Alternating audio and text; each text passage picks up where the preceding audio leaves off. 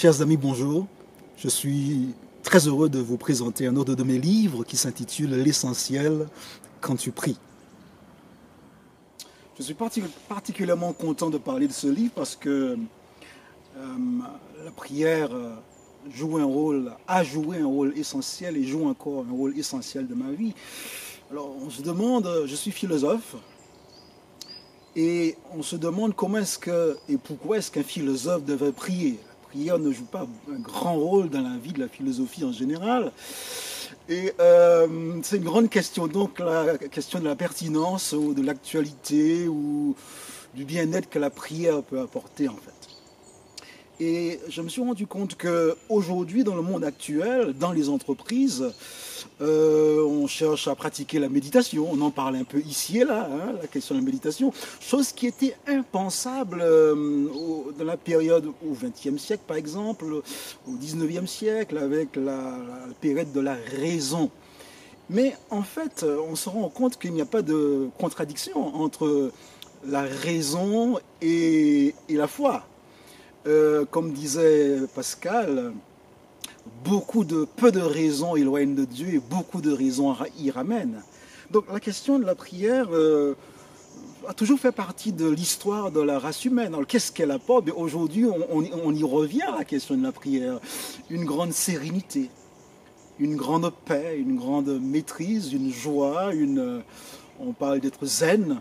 La question de la prière, c'est quelque chose qui joue un rôle essentiel dans l'existence. Alors, qu'est-ce que c'est alors? J'appelle ça l'interface, le point d'interface entre le monde visible et le monde invisible. J'appelle ça le point de contact entre le vertical et l'horizontal. Prier, c'est apprendre à aimer.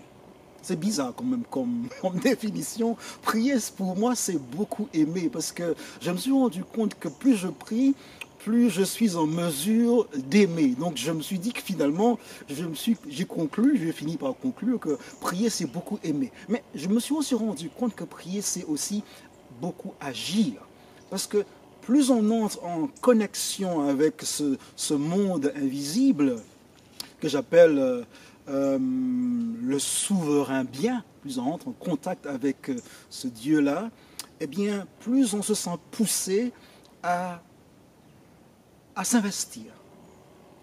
Donc ce n'est pas quelque chose qui nous enferme quelque part, ce n'est pas quelque chose qui nous démobilise, au contraire. Prier, c'est donc beaucoup aimer, prier, c'est beaucoup agir, parce qu'il nous met dans les dispositions pour pouvoir le faire. Mais prier, c'est surtout être dans l'équilibre avec soi-même, de l'équilibre avec les autres. C'est la raison pour laquelle l'essentiel, quand tu pries, je me suis évertué à mettre l'essentiel véritablement de ce que j'expérimentais, mais aussi de ce que je comprends de la prière dans ce livre.